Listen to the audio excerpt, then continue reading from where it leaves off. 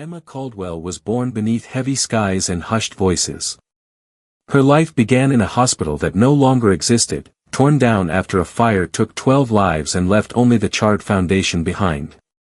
Her mother, a quiet woman with distant eyes, had barely spoken after the birth. Her father, a man of few words and many shadows, disappeared soon after. Rumors swirled, as they always did in the town of Ravensbrook, but the truth, like everything else in that place, remained buried under moss and memory. By the time Emma was 13, she had learned that some things were better left unspoken. Her parents died on a road that hadn't existed on any map since the 1800s. The car was found in a ditch, twisted and silent, with no signs of collision. Their bodies were untouched, eyes wide open, faces frozen in expressions of fear no one could explain. Emma, who had stayed home with a fever that night, became an orphan before she understood the weight of the word. She was sent to live with her mother's sister, Aunt Lorraine, in the Caldwell family estate, a towering house on the edge of Ravensbrook, where the forest loomed like a great beast, pressing in from every side. The house had stood for centuries, older than the town itself, built by hands now rotted into the soil. It creaked and groaned with age, its wooden bones whispering through the long nights. The people of Ravensbrook never welcomed Emma. They watched her from windows, their faces pale behind curtains. They spoke her name with caution, as though it carried a curse. Children avoided her. Teachers treated her like glass. And Emma, who had always been quiet, became quieter still. She spent her days in the corners of classrooms, her nights in the attic where the dust never settled. She found things up there. Old journals, sealed boxes, yellowed photographs of people who looked like her but wore different names. There were books written in languages she couldn't read and symbols etched into the wooden beams that seemed to glow faintly when the moonlight touched them. Emma never mentioned these discoveries to her aunt. Lorraine rarely spoke and never listened. She wandered the house like a ghost, her footsteps soft, her eyes vacant. Some nights, Emma could hear her muttering through the walls. When Emma turned 16, the dreams began. They came slowly at first, disjointed flashes of trees and blood, of a girl running barefoot through fog, of chanting that echoed without source. Emma would wake with her sheets tangled around her, heart pounding, unable to remember the details but terrified all the same. The dreams grew worse with time. More vivid. More real.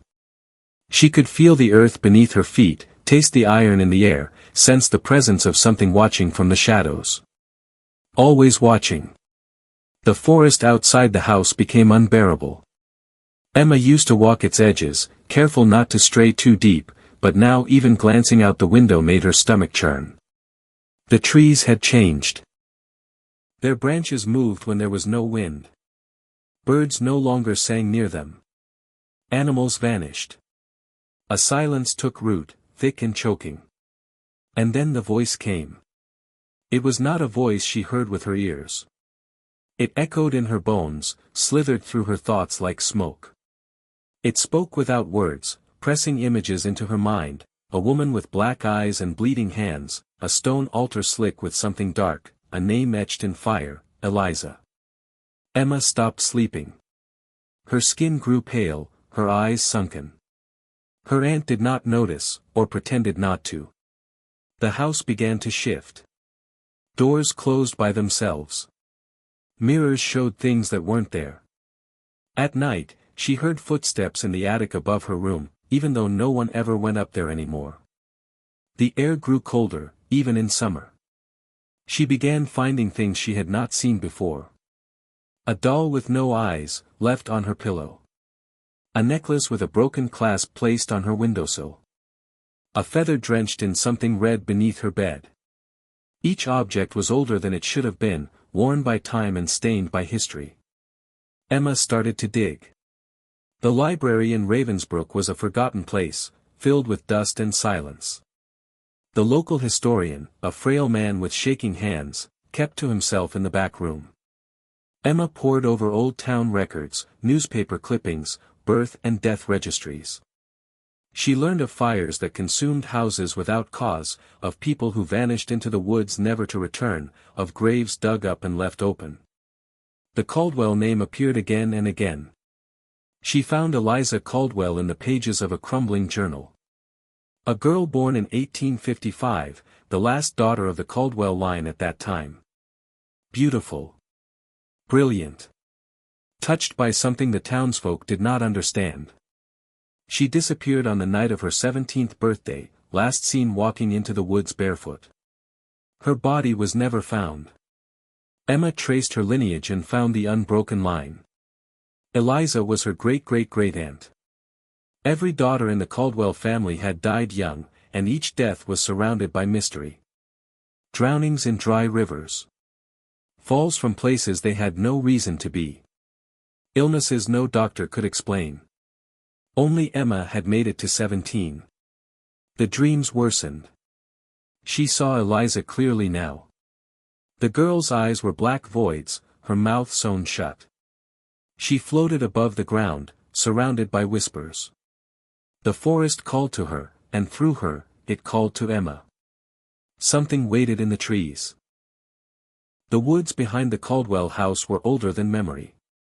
Before the town of Ravensbrook had a name, before roads carved paths through the hills, the forest had already stood, silent and ancient. The trees grew too tall, their trunks wide and warped, their bark veined like flesh. Roots curled above the ground like serpents. Moss draped the limbs like hanging skin. There were places within that forest where the light did not reach, even at noon. Emma had always felt the pull of the forest, even as it repelled her. Now, as her nights filled with visions of fire and blood, she found herself waking with her feet muddy, her nightgown torn by brambles, her hands shaking with cold. Her aunt remained indifferent, her gaze clouded, her body moving through the house like she was half submerged in water. Emma wondered if the forest had touched her too. The whispers increased. The voice no longer came only at night. It lived in the corners of her thoughts. When she walked past mirrors, they shimmered. When she entered a room, the temperature dropped. Objects shifted when she looked away. The house was turning against her, or perhaps it had always been that way. One day, she found a journal hidden beneath a loose floorboard in the attic, wrapped in decaying velvet. It belonged to Eliza. The entries began in shaky handwriting, innocent observations of a life long vanished. But as the pages turned, the words darkened. Eliza wrote of dreams, of chanting in the night, of symbols carved into her skin while she slept, of hands that reached from the shadows to offer her gifts. She spoke of a presence beneath the trees, something ancient that whispered through the wind and demanded to be remembered. The final entry was written in a rushed, blood-stained scrawl. Eliza spoke of returning to the altar, of completing the circle, of giving herself to the woods to preserve the bloodline. Emma knew, without understanding how, that the altar still existed. She had seen it in her dreams. A ring of stones hidden deep within the forest, etched with names that no longer belonged to the living. A place of sacrifice. A place of binding. She began to prepare. Every night, she wandered farther from the house, drawn by the call. The trees seemed to part for her. Animals watched in silence. She followed paths that weren't there the night before. The forest rearranged itself around her. On one of these walks, she found an old graveyard hidden among the roots, tombstones swallowed by the earth, names rubbed smooth by time. One of them bore the faint outline of a Caldwell crest. Beside it, a hole had been dug, shallow and empty, waiting. Emma turned 17 in silence. No celebration. No cake. No candles. Her aunt did not speak a word. The air in the house grew thick with tension. Shadows lingered longer. The wind outside no longer sounded like wind, it cried. That night, Emma stood at her window and watched the trees. The voice filled her head, not like a whisper but like a command. She left the house with nothing but the journal and the necklace she had found on her pillow months ago. The woods accepted her. The deeper she walked, the more she remembered things she had never known. She saw visions of her ancestors, all the Caldwell daughters before her, each one bearing the same hollow eyes and doomed path. They surrounded the altar now, waiting, their bodies transparent, their mouths open in voiceless screams. Eliza stood among them, her face cracked and bloodless, her hands outstretched in welcome. The altar pulsed. Emma stepped forward. Her heart beat once, and then the forest exhaled. A great breath that bent the trees and stirred the ground. The soil at her feet turned wet. Something ancient began to rise, an entity without form, without face, a presence older than the earth it was buried in. Emma collapsed to her knees. The journal fell open. The pages turned of their own accord, faster and faster, until they burst into flame. The fire did not consume them. It grew brighter and brighter until it became a shape, twisting, writhing, birthing itself from the smoke. And then it entered her. The pain was beyond comprehension. Emma's body arched, her bones cracking, her skin splitting open at the seams. Symbols carved themselves into her flesh, glowing red, burning deep. Her mouth opened in a silent cry. Blood poured from her eyes. Around her, the Caldwell spirits watched in stillness. None moved. None wept. The ritual was complete, the forest held its breath. As Emma's body convulsed upon the stone altar, her blood mixing with the rain-soaked moss beneath her, the earth beneath her shuddered. The ancient power that had slumbered for generations now stirred, having consumed its vessel once more. For a moment, the woods were utterly silent, not in peace, but in suspense, as though the trees themselves dared not move until it was finished. Emma no longer felt the cold. The pain had passed, leaving behind something worse, emptiness. A vast, yawning hollow inside her chest where her heart once beat. Her veins pulsed with something thicker than blood, something older than life. She stood, though she could not remember rising. Her limbs moved with foreign intention, like puppetry. Around her, the ancestral spirits of the Caldwell women faded, one by one, drifting into the bark of trees, into the earth, into nothing. They had done their part. The last of the bloodline had given herself freely, as the others had, though none with such clarity. Emma had not fled, had not screamed. She had submitted. The forest accepted her. She wandered in silence for what felt like days. Time had warped. Daylight never returned. The sky above the forest was locked in twilight, the clouds unmoving, painted in hues of bruised purple and ashen gray. Birds did not fly. Leaves did not fall. The wind that passed through the trees did not rustle but groaned like the breath of something dying. Emma no longer hungered. Her body no longer ached.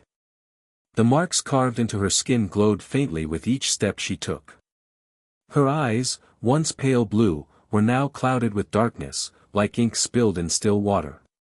She began to see things beneath the surface of the world, shapes that moved within the trees, faces in the bark, hands reaching from shadows. She came upon a circle of stones, half buried and eroded. At its center was a pit. Not dug, but formed naturally, or perhaps unnaturally, by centuries of whispered rituals and offerings. From its depths came a sound that was not a sound at all. A hum without tone. A voice without words. A truth without comfort. She stepped to its edge and peered into the void. Below, in the darkness, she saw the past. She saw Eliza kneeling before the same pit, her hands covered in her own blood, eyes full of terror and awe.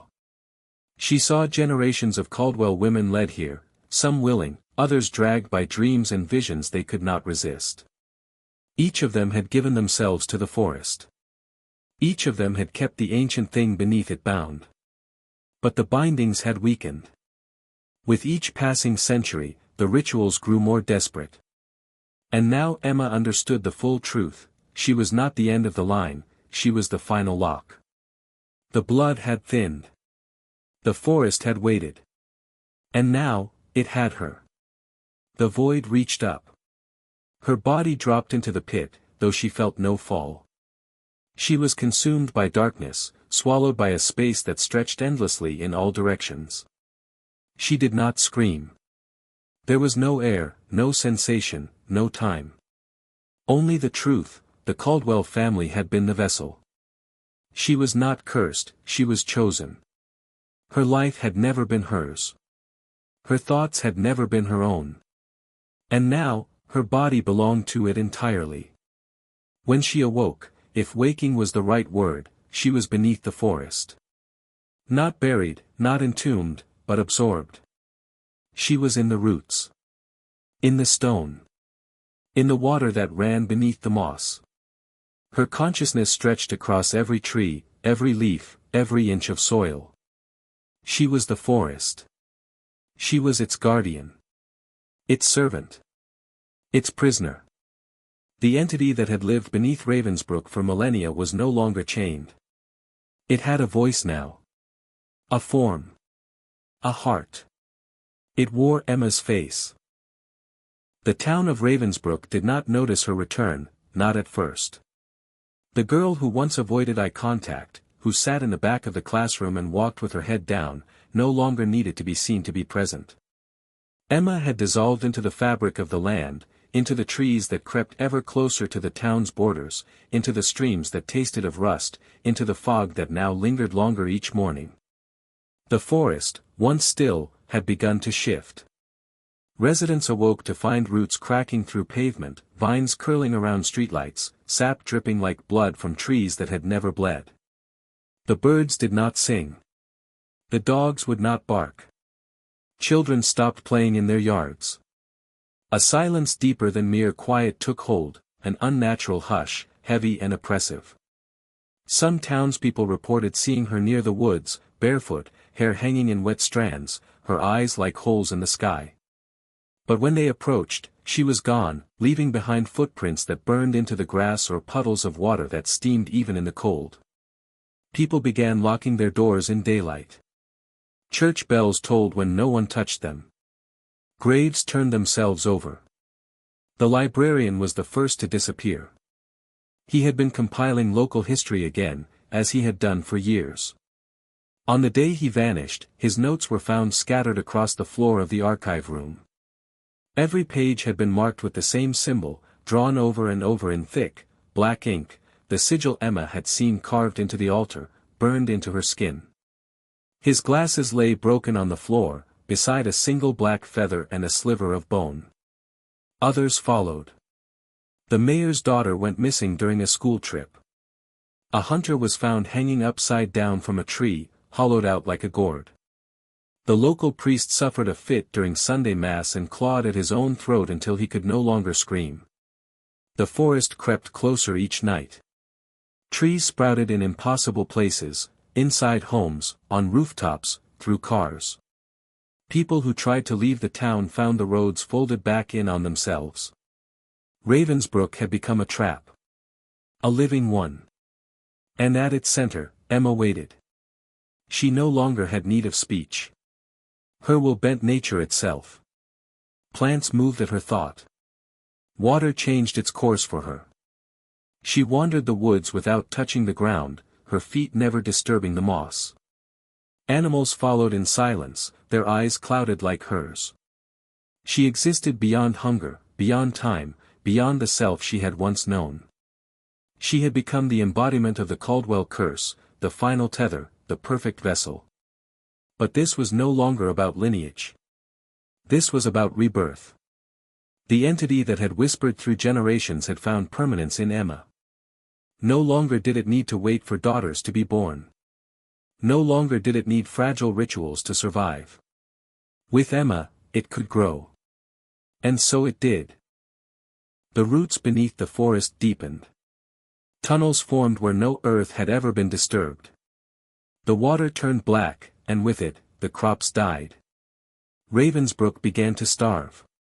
The people turned on each other, quietly at first, through hoarding, through suspicion, but soon, through violence. The town's thin veneer of civility shattered. And through it all, Emma watched. She saw every nightmare. She felt every fear.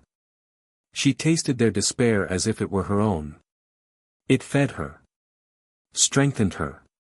But beneath that power, a sliver of the girl remained, buried deep, lost in the dark. That sliver screamed. That sliver clawed at the inside of her mind, begging to be let out. But Emma no longer had control. She was no longer the girl. She was the vessel. The forest bloomed, the forest no longer stopped at the Caldwell estate.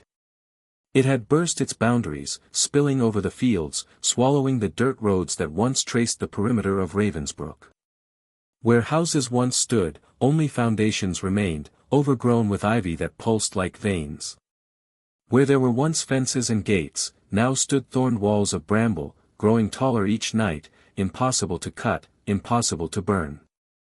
The town's last survivors, those who had not vanished, not turned on one another, not wandered willingly into the trees and never returned, huddled together in the remnants of the church. Its stone walls were older than the town itself, built long before records were kept, before the Caldwell name became a curse. The air inside was stale, thick with the scent of fear and mildew. The windows had all been boarded. Candles flickered in cold hands. No prayers were spoken anymore. Outside, the forest listened. Emma stood at the center of it, not hidden, not shrouded. She was the heart of it now, her feet rooted beneath the altar that had once marked the edge of the family's suffering. Her body had changed, no longer bound by softness or skin. Her limbs were elongated, bark-like, twisting slightly as though sculpted by unseen winds. Her hair was like strands of moss, wet and knotted. Her eyes were wide and white, pupils swallowed by void. Her mouth never moved. And yet she spoke. Not with words, not with breath, but with the sheer weight of her presence. The dreams returned to the people of Ravensbrook, but they were no longer dreams. They were commands. The children felt them first, waking with scratches they could not explain, with dirt beneath their nails, with leaves in their mouths. The elderly heard music where there was none, distant, fluting tones that compelled them to walk toward the tree line, barefoot, never to return. The remaining homes withered. Walls buckled. Metal rusted. The power grid failed entirely. No light remained but the cold blue glow of fungi growing where floorboards used to be. And then came the storm. It began as a low vibration beneath the earth, a hum that rattled glass, that cracked stone. Then came the rain, thick, black, slow-moving. Not water, but something more like sap, something warm and sweet and wrong. It coated the town. Everything it touched became soft and warped, like fruit left too long in the sun. From this sap, things began to grow. They were not human. Not animal. Shapeless things, all eyes and teeth, slithering from the cracks in the pavement, oozing down walls, crawling toward warmth. These were Emma's children, offspring of the forest's will, born from rot and memory. They did not hunt for food. They hunted for sound, for movement, for fear. And when they fed, the silence deepened. Ravensbrook screamed without a voice. In the church, a man tried to leave, his mind cracked from the pressure. He opened the doors and took one step onto the soil outside. He did not make a second. His body split, not from any visible force, but as though the air itself had decided he no longer belonged.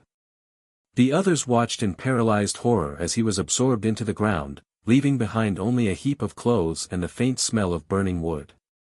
The forest wanted them all. Emma did not move from her altar, though her influence now stretched far beyond it. Her essence had woven into every living thing for miles. Flowers bloomed with human eyes. Trees bent into the shapes of those they had consumed. The town had become a garden of the forgotten, each scream fertilizing the soil. And yet, beneath it all, the sliver of Emma that still remembered herself stirred. It twisted deep in the darkness of her mind, a memory of warmth, of hands holding hers, of a childhood untouched by prophecy. But it was weak, drowning beneath centuries of sorrow, beneath the hunger of the forest god she had become. It scratched at the walls of its prison, whispering for freedom that would never come. Because Emma had died long ago. What remained was not a girl. It was hunger, bound in flesh. The church fell within the week. Its walls, once thought sacred, cracked in silence. No thunder. No roar. Only the splintering of stone and the slow crawl of roots pressing inward from every direction. Ivy curled through window panes like fingers. The bell in the tower rusted through and fell, not with a clang, but a quiet thud muffled by moss. The remaining townspeople did not scream when the forest came for them. They had no breath left for fear. They stood still as the vines slithered around their ankles, up their legs, across their mouths. When they were finally consumed, there was no blood, no violence. Only stillness. And a spreading quiet. Afterward, the town was empty, empty in a way the world had never seen. The streets remained, though no one walked them. The houses stood hollow, though they had begun to rot from the inside. Light no longer reached Ravensbrook. The sky above had sealed itself with clouds that never moved, casting a dim, bruised twilight that never gave way to day or night. Only an eternal dusk, as if time had been paused at the edge of a final breath. In the center of it all stood Emma. Or the thing that had once been Emma. Her form had fully changed. The remnants of skin had hardened into bark, knotted and grooved.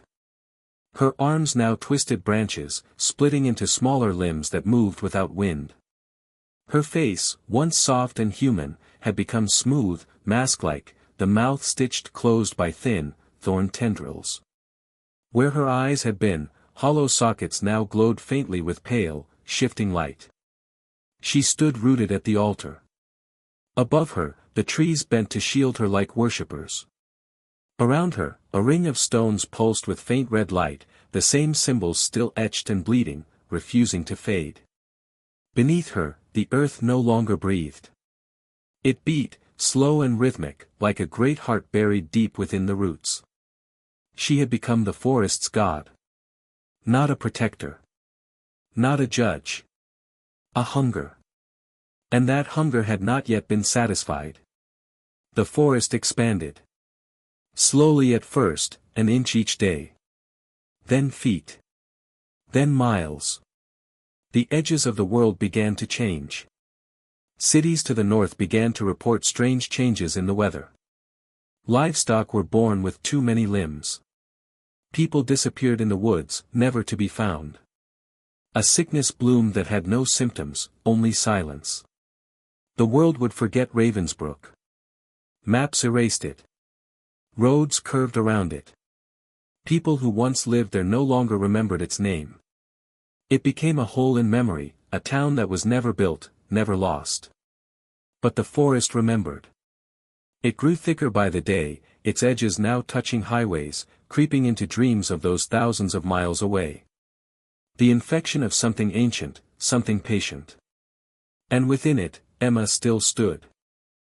Yet somewhere in the dark, the sliver of her humanity stirred again, not with hope, but with sorrow. Not as rebellion, but as witness. The girl that had once felt warmth, once loved, once feared the dark, she was now no more than a flickering ember trapped in endless cold. She watched the world she could no longer touch, screaming in a voice that no longer had form. She remembered her mother's face, though she had never met her. She remembered the sound of laughter, though it felt like a story someone else had told. She remembered a name. Emma.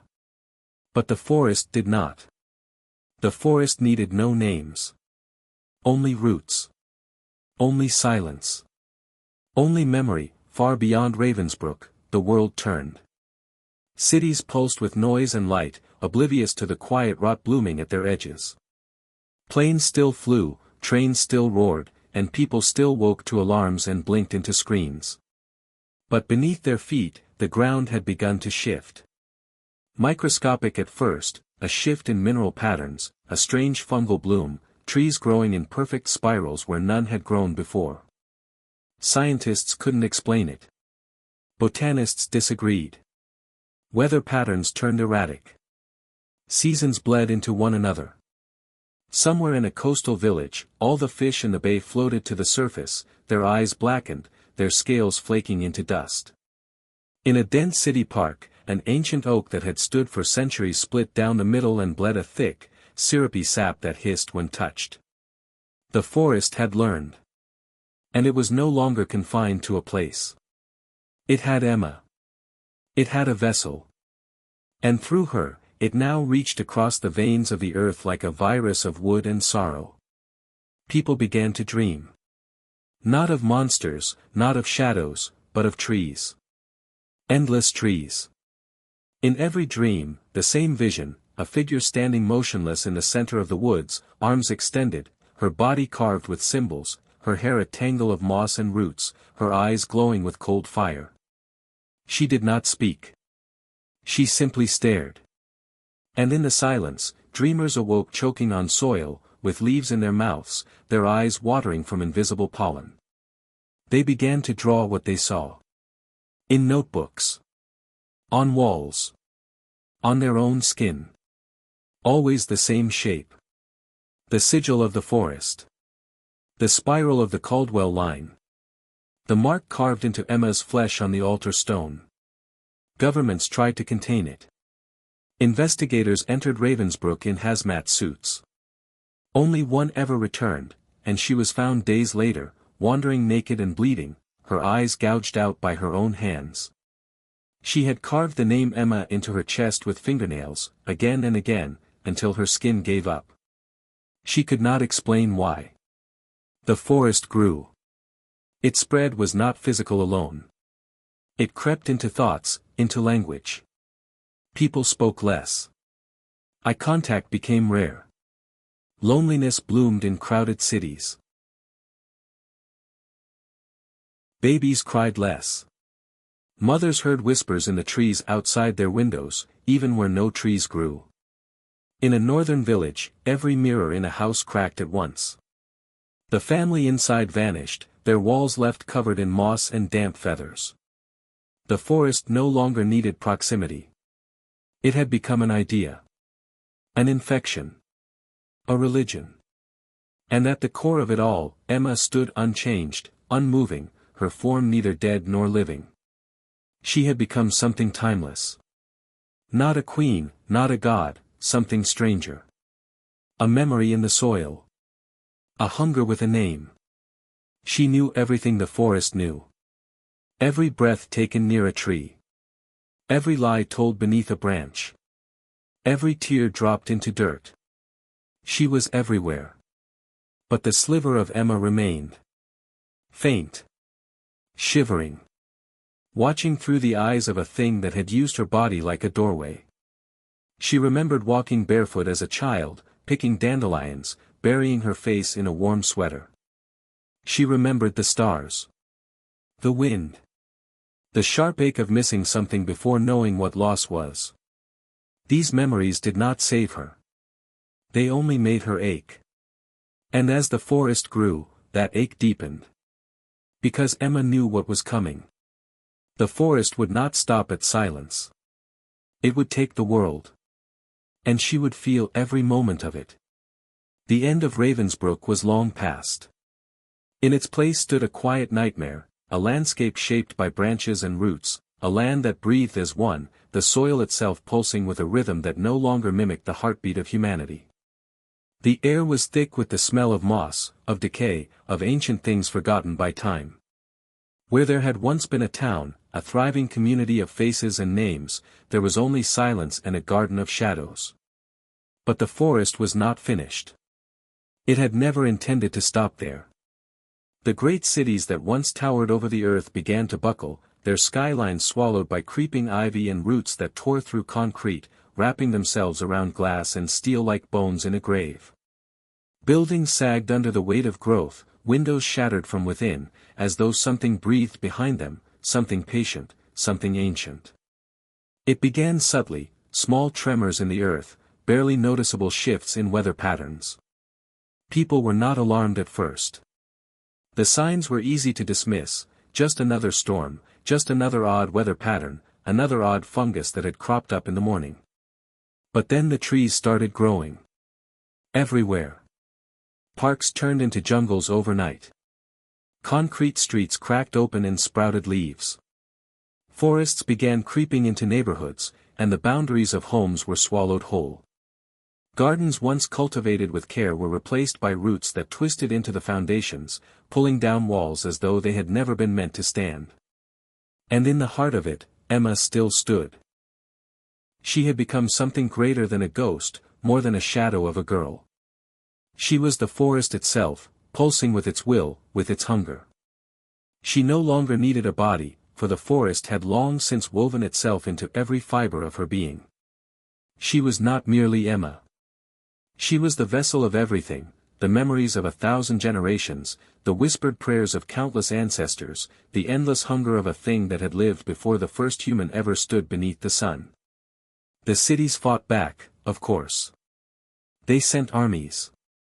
They burned forests. They poisoned the earth. They tried to cut down the roots.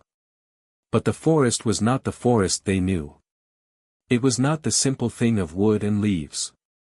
It was something far older, far deeper. Something that could not be stopped with weapons, not even fire. The earth itself bent to its will. Roads folded in on themselves. Rivers ran backward. The very sun seemed dimmer, shrouded by clouds that never parted. By the time the first reports of total collapse came, it was too late. Whole regions disappeared into the spreading green.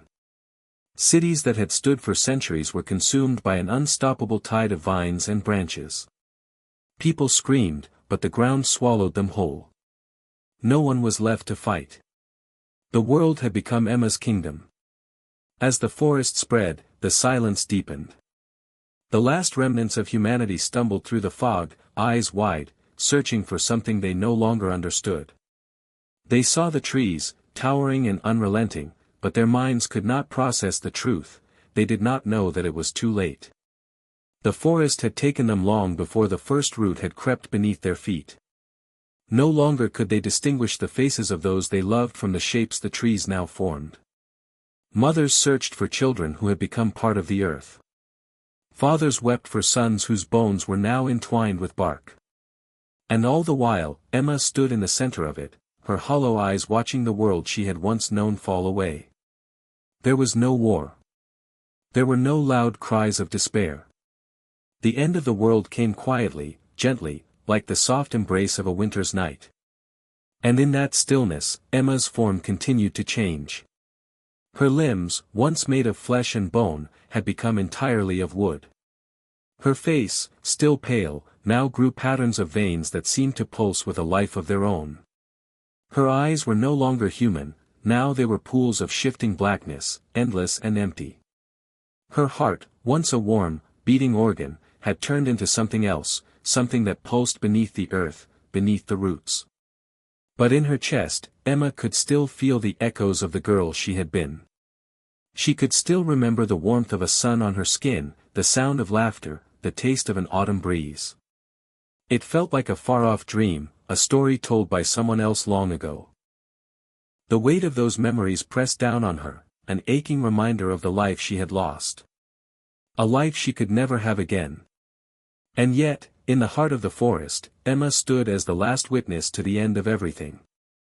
The silence stretched out, infinite, consuming. The world no longer moved. But Emma, in the end, did not mourn. She had become the hunger. She had become the forest. And the forest, though vast, though eternal, would never be satisfied. The sun, what little remained of it, no longer touched the earth.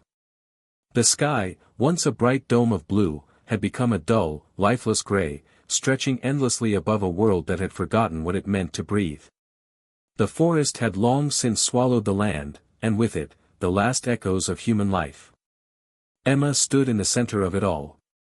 She was no longer a girl, no longer the thing that had been born of flesh and fear. She was the forest. She was the hunger. She was the endless, aching emptiness that had consumed all in its path. Where there had once been towns, villages, lives, there was now nothing but twisted wood, cold stone, and a heavy silence that pressed against the skin. The air was thick with the scent of decay, of rot, of things long dead but unwilling to fade. There was no light, no warmth, only the bitter, gnawing hunger that lived deep within the earth. A hunger that had once been a whisper, a myth, but now was as real as the roots beneath Emma's feet. And still, the hunger grew. It was not the hunger of hunger, the longing for food, for sustenance. It was the hunger of absence, the void that consumed everything it touched, the emptiness that once had been filled with life, now forever empty. Emma felt it in every creak of the branches, in the sway of the vines, in the bending of the earth beneath her. It was not death. It was something worse. There were no stars now. The night was endless, the days forgotten. Time had unraveled, leaving only the slow pulse of the earth's heart beneath her feet. The silence of the world stretched on, suffocating. There were no more cries, no more screams. The people of Ravensbrook were gone, their memories absorbed into the earth, their names erased from history.